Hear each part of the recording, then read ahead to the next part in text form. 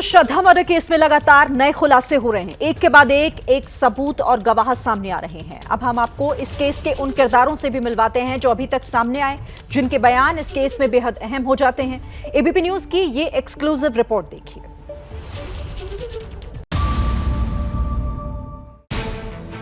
कत्ल, कातिल और किरदारों की इस कहानी में सबसे पहला नाम आफताब अमीन पूनावाला का है। वो आफताब जो श्रद्धा का लिव इन पार्टनर था, जिस पर श्रद्धा की हत्या के बाद उसके 35 टुकड़े करने का आरोप है। आफताब पुलिस कस्टडी में है और जिस तरह उसने सबूत मिटाए, हो सकता है वो बच जाता, लेकिन एक गलती उस पर भारी पड़ गई। श्रद्धा के मिसिंग कंप्लेंट पर जब पुलिस ने आफताब से पूछताछ की तो उसने कहा कि 22 मई को श्रद्धा घर छोड़कर चली गई थी। कपड़े और सामान यहीं छोड़ गई, सिर्फ फोन लिया। लेकिन जब पुलिस ने दोनों की कॉल डिटेल्स और लोकेशन चेक की, तब जाकर आफताब का झूठ बेपर्दा हुआ। पुलिस को पता चला कि 26 मई को श्रद्धा के बैंक अकाउंट से ट्रांजैक्शन हुआ। श्रद्धा की नेट बैंकिंग ऐप से आफताब के अकाउंट में 54,000 रुपए ट्रांसफर किए गए। इतना ही नहीं, 31 मई को श्रद्धा के इंस्टाग्राम अकाउंट से उसके दोस्त की चैट सामने आई थी। पुलिस ने जब लोकेशन ट्रेस की तो सब कुछ महरौली की तरफ इशारा कर रहा था, जबकि आफताब कह रहा था कि 22 मई को श्रद्धा चली गई। फिर क्या था? सख्ती से पूछताछ के बाद आफताब टूट गया और पुलिस के सामने मर्डर और लाश के टुकड़े करने की बात कबूल कर ली।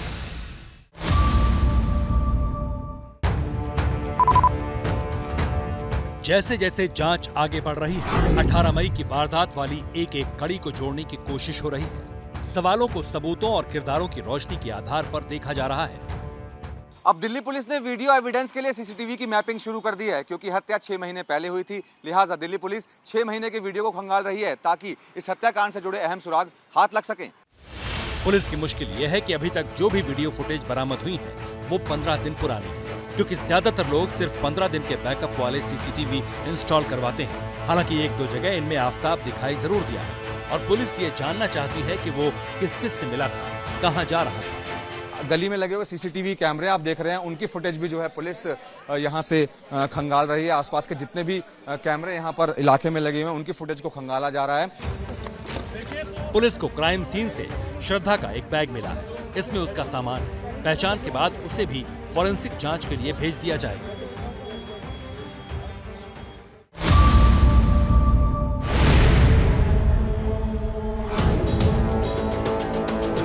कत्ल की इस कहानी में एक अहम किरदार वो लड़की भी है जो श्रद्धा के कत्ल के 3 हफ्ते बाद ही आफताब के फ्लैट पर आई थी। लेकिन उस लड़की को शायद ये नहीं पता था कि जिस वक्त वो आफताब के फ्लैट पर मौजूद थी, उसी दौरान घर में श्रद्धा की लाश के कुछ टुकड़े भी थे। एक आम इंसान ये सोचकर भी सिहर जाए, लेकिन आफताब के क्रिमिनल माइंड के लिए ये शायद नॉर्मल था।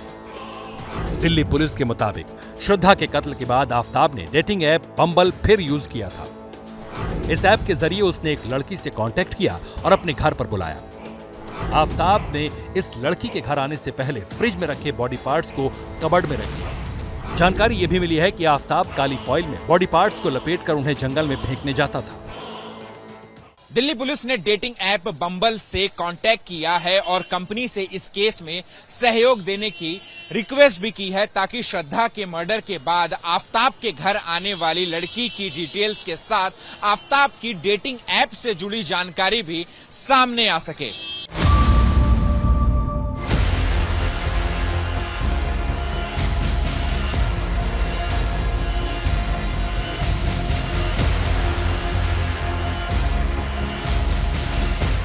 लाल इश्क की खूनी कहानी का एक और किरदार है। नाम है डॉक्टर अनिल कुमार सिंह। श्रद्धा की डेड बॉडी को ठिकाने लगाने के लिए आफताब ने छतरपुर की जिस दुकान से चाकू और डिस्पोजल बैग खरीदे थे, उस दुकान से महज 500 मीटर के फासले पर डॉक्टर अनिल कुमार का क्लिनिक है। मई महीने में जिस वक्त आफताब श्रद्धा की लाश के टुकड़े कर रहा था, ठीक उसी दौरान आफताब का राइट हैंड चाकू से कट गया था, जिसका इलाज कराने आफताब डॉक्टर अनिल कुमार की क्लिनिक पर पहुंचा था। आखिर उस रोज क्या हुआ था, इसकी कहानी और भी रोंगटे खड़े करने वाली है। कुछ आपकी याद में है कि वो आफताब पूनावाला आपके पास आया था? एक्चुअली मई के महीने में आया था। वो मॉर्निंग आवर्स पे आया था, 11-12 का टाइम रहा होगा, और वो सिर्फ इंग्लिश बोल रहा था, हिंदी नहीं बोल रहा था। मैंने उससे बात की हिंदी में, तो वो इंग्लिश बोल रहा है, तो मुझे लगा शायद हिंदी में बात करना नहीं चाह रहा है वो। फिर मैंने उससे पूछा कि how did you sustain this injury, तो देन ही टोल्ड मी कि while cutting fruit you know my knife got slipped and I got this injury. तो मैंने पूछा कहीं मारपीट हुई है, कोई चाकूबाजी हुई है, कुछ हुआ? करा नहीं सर, ये फ्रूट काट रहा था और उससे लग गई है। लाश को ठिकाने लगाने और उसके टुकड़े करने के लिए जितना होमवर्क आफताब ने किया था, ठीक वैसा ही होमवर्क इस खूंखार कातिल ने अपने कॉन्फिडेंस पर भी किया था। ऐसा इसलिए ताकि उसकी काली करतूतों की भनक कभी भी दुनिया को ना लगे। कत्ल की इस गुत्थी को सुलझाने में किरदारों के साथ वक्त और तारीखों का भी अहम रोल है। दिल्ली पुलिस की डायरी में आफताब और श्रद्धा की जिंदगी वाली पूरी टाइमलाइन बन चुकी है। मुंबई के मलाड से लेकर दिल्ली के महरौली तक का सफर तारीखों के साथ दर्ज है। लेकिन इस कड़ी में 18 मई की वो मनहूस रात नई जानकारी के साथ फिर जिंदा हो उठी है। पुलिस पूछताछ में आफताब ने बताया है कि श्रद्धा के साथ 18 मई को कोई उसका पहली बार झगड़ा नहीं हुआ था। ये झगड़े तो रिलेशनशिप में आने के साथ ही शुरू हो गए थे। कई बार दोनों ने ब्रेकअप की प्लानिंग भी कर ली थी और एक बार तो दोनों का ब्रेकअप भी हो चुका था। लेकिन सवाल है, आखिर 18 मई को किन बातों पर झगड़ा हुआ? तो इसे लेकर अब पुलिस के पास 3 थ्योरी है। पहली थ्योरी ये कि श्रद्धा आफताब पर शादी का दबाव बना रही थी, मगर वो शादी नहीं करना चाहता था, इसलिए कत्ल कर दिया। दूसरी ये कि श्रद्धा को आफताब के दूसरे रिलेशनशिप के बारे में पता चल गया, इसलिए उसने हमेशा के लिए श्रद्धा की आवाज बंद कर दी। तीसरी थ्योरी ये है, आफताब कत्ल के मकसद से ही श्रद्धा को दिल्ली लाया था और मौका पाकर उसने हत्या कर दी। वो एक एक्सट्रोवर्ट लड़की थी, वो she was a people's person. अब ऐसा किसी इंसान का बिल्कुल एकदम मुरझा सा जाना, बिल्कुल एकदम कट सा जाना, रिजर्व सा हो जाना सवाल पैदा करता है। तो ये 2018 के आसपास से शुरू हो गया था। 2019 में हमें पता चलता है कि वो आफताब के साथ रिलेशनशिप में आई है। तो 2018 से ही उसके जो व्यक्तित्व में जो बदलाव था वो शायद मुमकिन है कि आफताब की वजह से। श्रद्धा ने ऐसा कुछ साझा किया कि उसके साथ क्या हो रहा है आफताब के साथ रिलेशन में आने पर? शुरुआती दिनों में ऐसा पता चल रहा था कि वो लोग बहुत ही ज़्यादा एक खूबसूरत रिलेशन में हैं, लेकिन कुछ ही समय के बाद ये पता चलता है कि आफताब वायलेंट हो रहा है, उसके ऊपर हाथ उठा रहा है। पुलिस सूत्रों का दावा है कि 18 मई की शाम दोनों के बीच झगड़ा हुआ।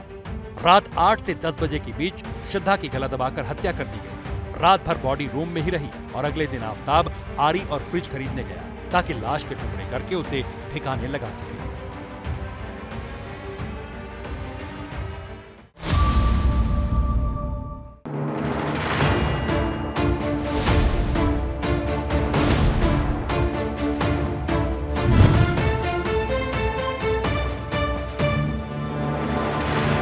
आज श्रद्धा का कत्ल और उसका कातिल एक राज ही बना रहता अगर श्रद्धा के पिता ने मुंबई पुलिस में मिसिंग कंप्लेंट न दर्ज कराई होती। लेकिन ये सब कैसे हुआ, इसका रिकैप समझना जरूरी है। 2019 में श्रद्धा ने आफताब के साथ रिश्ते की बात अपने घर में बताई थी, लेकिन परिवार ने दोनों के रिश्ते को एक्सेप्ट नहीं किया। मगर श्रद्धा ने धीरे धीरे आफताब की कलई खोलना शुरू कर दिया था कि माता के निधन से पहले वो अपनी माँ से फ़ोन पर बात करती थी और कहती थी कि आफताब उसके साथ मारपीट करता है, उनके रिश्ते अच्छे नहीं चल रहे हैं।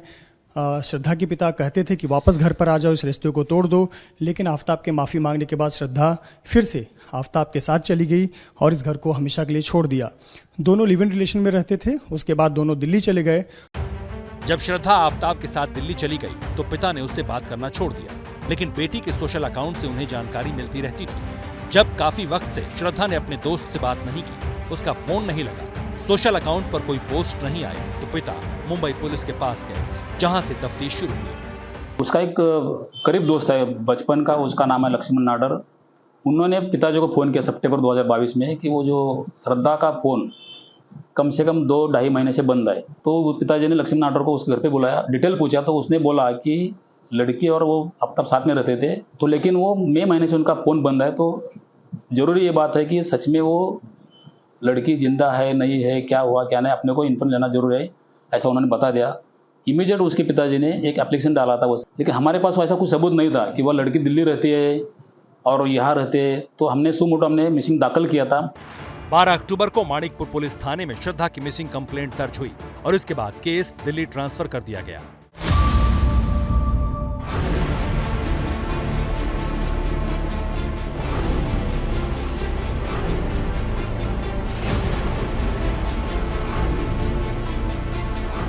मई दिन बुधवार, आफताब श्रद्धा की जिंदगी में मौत की दर्दनाक इबारत लिख चुका था।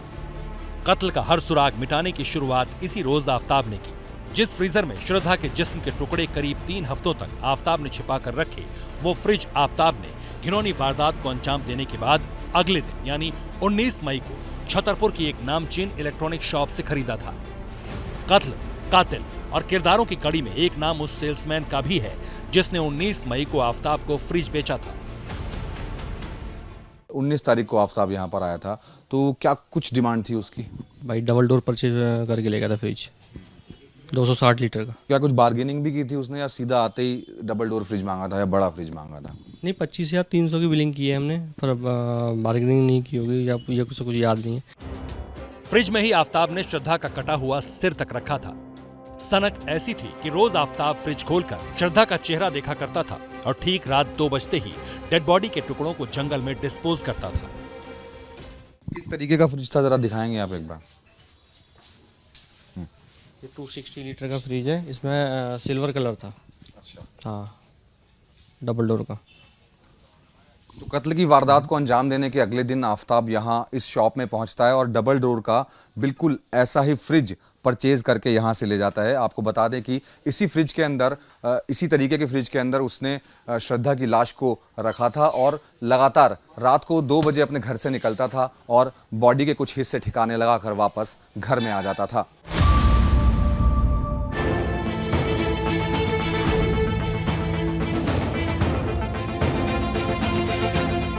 श्रद्धा मर्डर केस की इन्वेस्टिगेशन में पुलिस के हाथ खाली नहीं है। जिस चाकू से आफ्ताब ने श्रद्धा की डेड बॉडी के 35 टुकड़े किए, वो चाकू कहां से खरीदा गया, कब खरीदा गया? कत्ल की इन कड़ियों की गुत्थी सुलझाने वाला एक और किरदार कैमरे में कैद हुआ। नाम है सुदीप सचदेवा। छतरपुर में सुदीप होम एंड किचन नाम से दुकान चलाते हैं। श्रद्धा के टुकड़े आफ्ताब ने जिस चाकू से किए, वो इसी दुकान से खरीदा गया था। पुलिस वाले उसको लेकर आए थे यहाँ पर, तो उसने ये बयान दिया है कि मैंने 5 महीने पहले यहाँ से एक चाकू खरीदा था और कुछ गार्बेज बैग खरीदे थे। तो बस यही उन्होंने बताया है कि उसने ऐसा बताया है उनको। चाकू के साथ ही आफ्ताब ने इसी दुकान से गार्बेज बैग तक खरीदे थे। इन्हीं बैग्स का इस्तेमाल आफ्ताब श्रद्धा की लाश के टुकड़ों को ठिकाने लगाने में करता था। जो जानकारी मिल रही है उसके मुताबिक आफ्ताब यहाँ पर आया था और कुछ इनमें से कोई एक चाकू, जिस तरीके का भी रहा होगा वो चाकू यहाँ से खरीद कर ले गया था। इसके अलावा वो गार्बेज बैग भी यहाँ से खरीद कर ले गया था।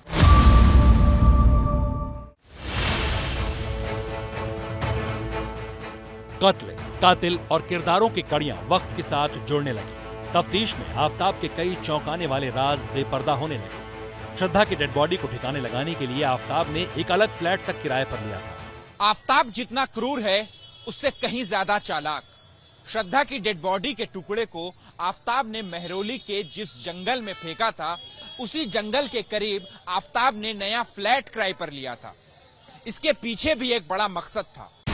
मकसद श्रद्धा के बॉडी पार्ट्स को आसानी से ठिकाने लगाना और पुलिस को गुमराह करना था। हैरानी यह भी है कि जो फ्लैट आफ्ताब ने किराए पर लिया था, उसके मालिक ने किराया लेने के बाद आफ्ताब का पुलिस वेरिफिकेशन तक नहीं कराया था। ये सारी गलती पुलिस की है। पुलिस वेरिफिकेशन क्यों नहीं करती है? कोई भी रेंटर आते हैं तो ऐसे ही आप हवा में रख लेते हो, उनकी वीजा, उनकी पासपोर्ट क्यों नहीं देखी जाती है? तो ये सारी गलती तो पुलिस की है। अब पुलिस ये भी जांच कर रही है कि क्या आफ्ताब ने मकान लेते वक्त अपना धर्म छिपाया था।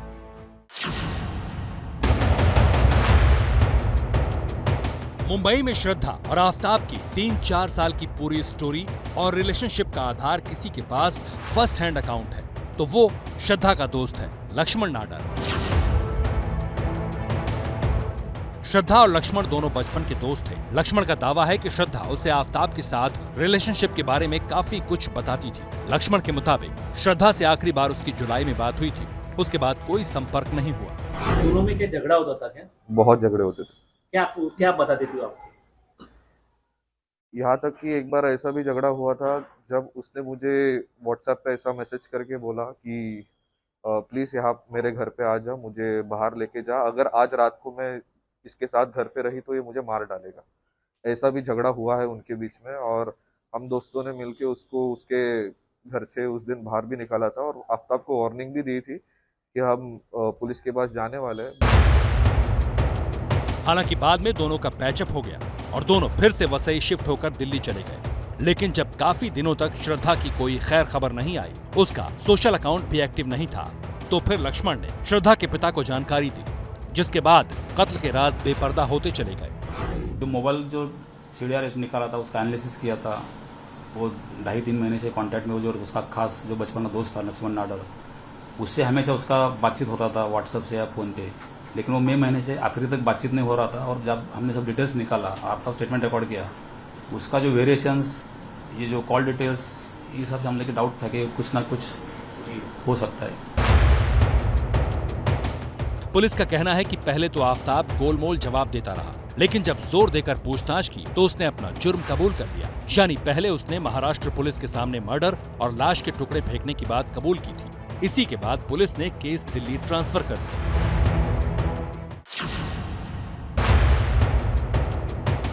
श्रद्धा मर्डर केस की हर कड़ी हाड़ कांपने वाली है। 3 साल तक जिस आफताब के साथ श्रद्धा लिव इन में रही, उसके इरादे, उसकी सोच और उसकी सनक की भनक तक श्रद्धा को नहीं लगी। बताते हैं कि श्रद्धा को घूमने फिरने का शौक था।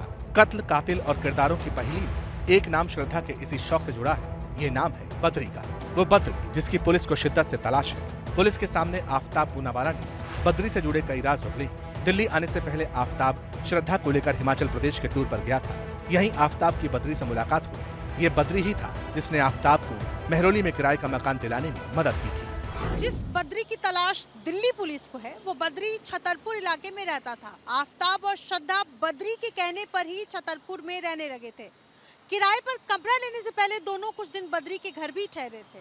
श्रद्धा हत्याकांड में बद्री कई दबेराज खोल सकता है, लेकिन आफताब को श्रद्धा के टुकड़े करने का आइडिया कहां से आया, ये कहानी और डरावनी है। आफताब आता था और वो जो श्रद्धा के बॉडी के टुकड़े हैं, जो उसने टुकड़े किए थे फ्रीज में रखकर, उसे वो फेंकता था। अब देखिए ये जंगल, देखिए ये जंगल मैं आपको दिखा रहा हूं। यहां आप दिन में भी आएंगे तो डर जाएंगे। देखिए एकदम कटीले पेड़ हैं, यहाँ दिन में भी अगर आते हैं आप तो डर जाएंगे। अभी शाम का वक्त है, यहाँ एक भी आदमी आपको दिखेगा नहीं, क्योंकि इसके बगल में शमशान घाट है। और ऐसे ही टुकड़े यहाँ फेंके गए थे। और कुछ लोगों ने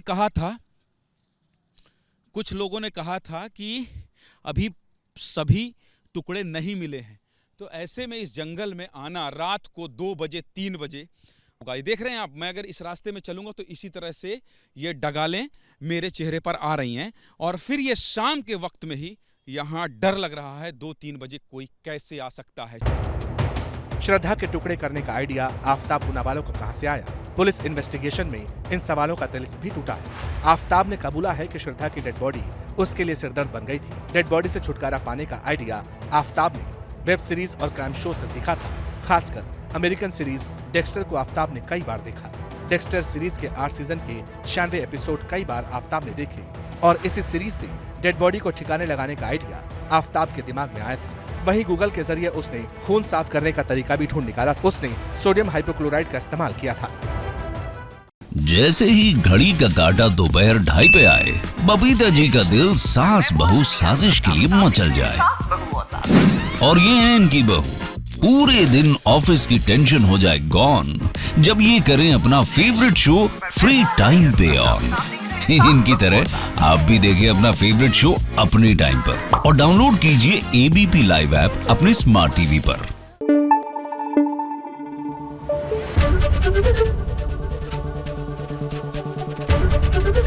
ABP न्यूज आपको रखे आगे।